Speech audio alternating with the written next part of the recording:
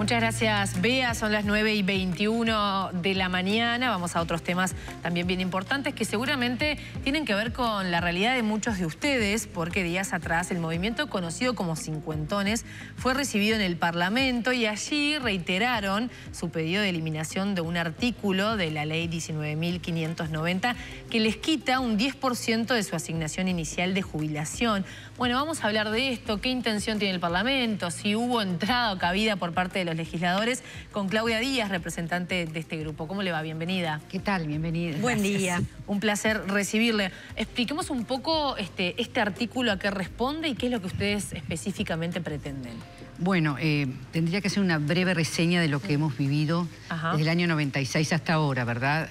Nosotros, en el año 96, cuando digo nosotros, era una generación entre 30 y 40 años, un poquito más, que nos vimos compulsivamente dirigidos a el sistema de AFAPS como sistema jubilatorio cuando habíamos estado en el régimen intergeneracional de solidaridad en BPS y habíamos cumplido más de la mitad de nuestra vida laboral en ese sistema. En ese momento se los obligó a pasar al sistema mixto. Sí, se nos obligó a pasar al sistema mixto AFAP-BPS. ¿Y luego qué pasó?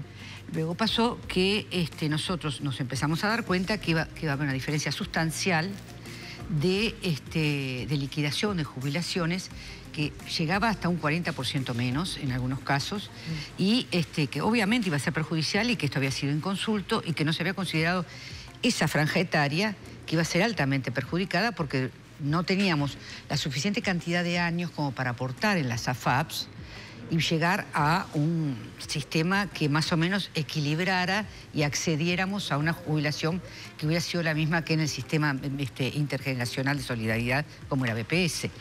En consecuencia comenzamos una movilización. En ese momento inició la movilización con el doctor Sartú y se empezaron a sumar personas de Antel, de todos los entes autónomos y de formación docente y de ANEP. Yo soy representante de formación docente y teníamos además el agravante, los de formación docente y secundaria y los tres subsistemas de educación, que llegada a determinada edad nos jubilan sí o sí y no teníamos opción. Entonces, mayor perjuicio íbamos a tener. ¿Y qué lograron en ese momento? En ese momento nosotros lo que logramos fue salir del sistema mixto, pero de una manera inconsulta, porque no es verdad, como se ha dicho en más de una oportunidad, que fuimos consultados o tuvimos representación en el acuerdo que se hizo. ¿Eso fue en qué año? Eso fue en el año 2017, con la ley 19.590. Se nos quitó un 10% de nuestra jubilación al momento de ser liquidada. ¿Y ustedes no tenían conocimiento de ese aspecto? En ese momento no. Nosotros cuando se resolvió eso no lo sabíamos y cuando llegamos a firmar el acuerdo para poder salir, que se nos hacía un cómputo, mucha gente, hasta hace poco tiempo atrás, no sabía que estaba cobrando un 10% menos de jubilación. O sea, lograron abandonar el sistema mixto para pasar solo a BPS, pero ahora les descuentan un 10% de lo que perciben. Sí, de lo que percibimos, o sea, de lo que aportamos. Bien. Somos los únicos 32.000 ciudadanos uruguayos que no percibimos todo lo que nos corresponde en función de lo que aportamos durante todos nuestros años de vida laboral. Y creo que es muy grave porque hay una inequidad que se ha instaurado legalmente y nosotros estamos pidiendo no la derogación del artículo 16, pero sí la modificación. ¿Eso es lo que subsanaría esta pérdida que ustedes indican? Eso subsanaría esta pérdida, pero además esto no significa un impacto financiero. ¿Por qué? El diputado Yuri, que recientemente nos entrevistó a un grupo de representantes del grupo Cincuentones, que ya somos todos sexagenarios, por cierto, habló de que hay un fideicomiso, y es verdad, porque nosotros tuvimos que aportar, además, para poder salir. Se calculaba que íbamos a ser aproximadamente unas 140.000 personas que íbamos a salir del sistema mixto. Y resultamos ser 32.000. Por ese número de 142.000 personas fue que se estableció un sistema de retención de un 10% de nuestras jubilaciones para poder cubrir el déficit de lo que se tenía que pagar como diferencia para los futuros jubilados en ese momento. Pero aquí que no salimos 142, salimos 32.000 personas, de las cuales, como dijo muy bien en una entrevista reciente el diputado Yuri, 2.000 fallecieron ya. Y otros todavía no se jubilaron. Y hay un fideicomiso, él hizo referencia a este hecho, nosotros no podemos hablar del tema porque no estamos lo suficientemente compenetrados como para saber cómo se puede manejar, que quedó en manos de BPS, que es el fiduciario, y en el cual hay un monto de dinero muy importante, que podría perfectamente calcularse aproximadamente 18 o 20 años de cobertura del pago de ese 10% y más. ¿Y cuál ha sido la recepción que han tenido de parte del sistema político sobre su reclamo? Ese es un tema muy importante. Porque han golpeado puertas y puertas. Hemos golpeado puertas y puertas. Yo estoy en contacto con algunos sectores. Hay gente que ha tenido entrevistas con, por ejemplo, el diputado Yuri. Hubo una reunión con la Comisión de Presupuesto y nos llamó poderosamente la atención que los informes que nos han llegado plantean que muchos de ellos no estaban muy compenetrados. Cuando hemos entregado memos previo a las elecciones... ¿A qué hace referencia con compenetrados? ¿Informados, que no saben del tema? Claro, no están lo suficientemente informados con referencia a la situación, ¿no? O cómo resolverla. Pero antes de las elecciones, yo tuve la oportunidad de hablar con el actual ministro de Economía, Odone, que me dijo, usted comuníquese a título personal. El 1 de marzo con el Ministerio de Economía, hable con, no me acuerdo ahora, la secretaria de él, y yo los voy a recibir de inmediato. Por supuesto, por una razón de discreción y de reorganización institucional. Yo esperé un tiempo más, pedí la entrevista, fuimos con otra compañera y la actitud fue absolutamente distinta a la que tuvo en un momento preelectoral. Porque si bien nos recibieron, dijo, bueno, no, el ministro no está para atenderlos, pero va a haber un representante del equipo económico, que era un representante encargado de seguridad social, un economista muy joven, que fue absolutamente lapidario diciendo, el tema está laudado. Porque hay una... Perdón que voy a ir un pasito atrás con el relato. En ese encuentro con Odone, además de decirle que el 1 de marzo la contactara, ¿qué opinó del tema, técnicamente? Bueno, que él quería conversarlo. No opinó nada porque fue una cosa muy de pasillos. Informal. Sí, pero que él quería conversarlo. Pero evidentemente después no hubo lugar a la conversación una vez que llegamos al momento postelectoral, ¿no? Este economista joven que usted dice, tuvieron esa conversación y les dijo que esto no iba a avanzar. Que esto no iba a avanzar.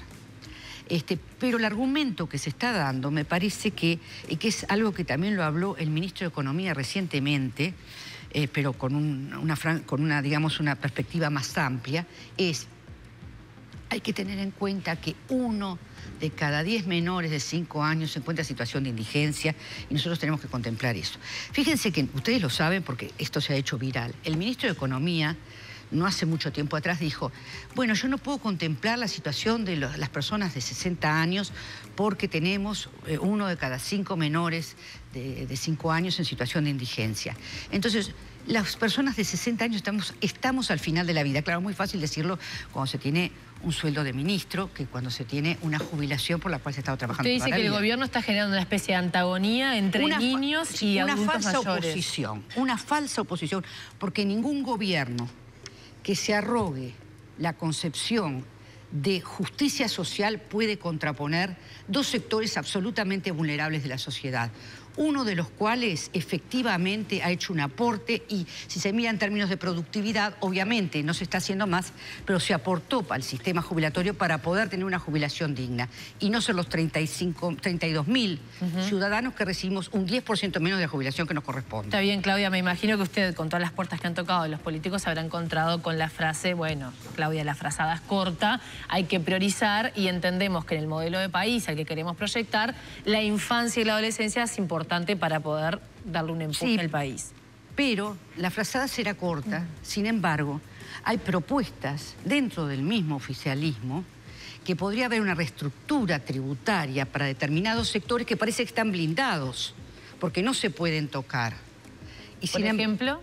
por ejemplo, un 1% para tributos para un sector social que tiene el 40% de la riqueza nacional. ¿Y eso podría ayudar a que los cincuentones tengan ese dinero? Bueno, yo no me puedo meter en temas financieros, pero sí se puede resolver gran parte del problema de la indigencia de menores. Por lo tanto, ese argumento de contraponer dos sectores sociales vulnerables pienso que sería revisto. ¿Y entonces por qué no querría el gobierno? Porque, a ver, incluso hasta políticamente, ¿no? Los niños no votan, pero también puedo ayudar a que las personas mayores y este grupo de cincuentones, que es tanta gente, tenga ese cambio que necesita. ¿Por qué no lo harían de ser tan sencillo?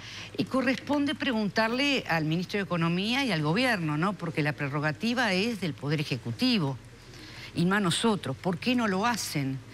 Recientemente en Brasil se hizo toda una reforma tributaria en la cual Lula hizo un reajuste tributario a determinados sectores en beneficio de la clase trabajadora.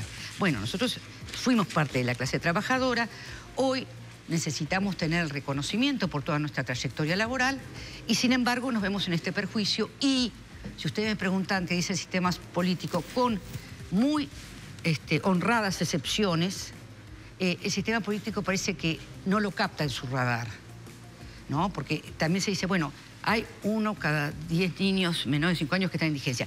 Pero también está comprobado, y hay un informe de Naciones Unidas, que muchas de los pasivos están en este momento ayudando a la familia, porque no es un niño que está en indigencia, es una familia que está en indigencia. Y muchas veces somos los pasivos los que ayudamos a esa familia, que es parte muchas veces de nuestra familia, a poder sobrellevar la situación. ¿Y este grupo ha participado del denominado diálogo social implementado por el gobierno? Se nos fue dicho de una manera bastante radiante, de radiarnos, ¿verdad? No de radio, sino de radiarnos, que no éramos parte de la hoja de ruta de seguridad social. No obstante lo cual estuvimos en los conversatorios en forma permanente, porque se consideraba que no era parte del temario. Sin embargo, estuvieron, pero no pudieron participar, digamos. No participamos en forma directa, pero sí estuvimos planteando la problemática y dejando documentación al respecto. ¿Qué se va a resolver llegado el caso? No sé. Pero lo que sí yo pediría, ahora que nos dan la oportunidad, porque también hay como un blindaje de silencio, no es que nosotros nos pongamos paranoicos, pero es una realidad constatable. ¿Por parte de quién?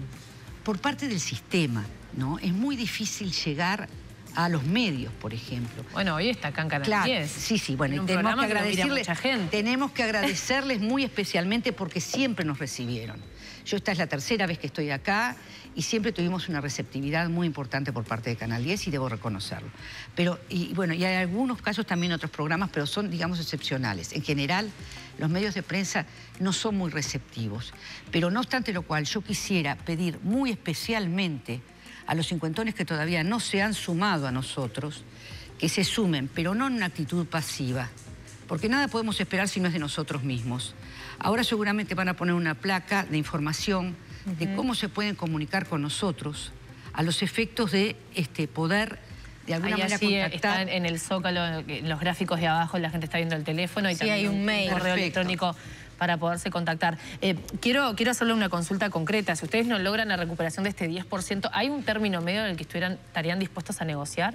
Bueno, el término medio está en que nosotros no estamos exigiendo la retroactividad desde el momento que nos jubilamos de ese 10%. O sea, nosotros hipotéticamente reconocérsenos que es una deuda que el Estado tiene efectivamente con nosotros y que no es un tema laudado porque no se nos consultó, tendríamos un 10% retroactivo al momento que nos jubilamos. Nosotros estamos dispuestos a renunciar a eso. Nosotros lo que queremos es el 10% que efectivamente nos corresponde. De ahora en más, por ejemplo. ¿De aquí en más? ¿De aquí en más? ¿Y por qué es tan necesario para este grupo etario poder obtener este dinero? Por la sencilla razón de que nos corresponde. Creo que es una razón de justicia. ¿Por qué? Porque lo aportamos y porque no puede ser que seamos el único grupo de ciudadanos pasivos que no somos objeto de reconocimiento de lo que efectivamente aportamos, el único. Y cuando se están salvando determinadas cajas, ¿verdad? Y se aportan 584 millones de dólares para determinadas cajas y no se está mirando lo que efectivamente se nos debe a nosotros, hay una inequidad es así, más que constatable, ¿verdad? Bien, imagino que seguirán la ronda o intentando acceder a la política, el presidente Yamandu Orsi y todos los intentos para ver si esto avanza. Bueno, ese es otro tema. Nosotros estuvimos en más de una oportunidad tratando de comunicarnos con Yamandu, que fue colega y trabajó también en uno de los centros educativos que yo trabajé. Imposible incluso a su teléfono personal. Yo estuve hablando en más de una oportunidad con el secretario del Pacha Sánchez, de esto que te digo hace meses, mucho antes del fallecimiento de Mujica, que sí, que mañana, que pasado, que traspasado, nunca nos atendieron. Yo creo que acá el tema es la voluntad política y la realidad de revisión por parte del Ministerio de Economía para que se nos dé lo que es nuestro. No estamos pidiendo nada especial. Hay gente que ha dicho, sí, pero lo que pasa es que a esta edad necesitamos más medicina. No, no. Acá hay un hecho que es real. Es un dinero que es nuestro y cuando algo o alguien se queda con un dinero que no le corresponde, cada uno de los ciudadanos podrá ponerle el calificativo que corresponde. Estaremos atentos a este tema. Claudia Díaz, representante del Grupo Cincuentones, gracias por la visita. Gracias a ustedes por escucharnos.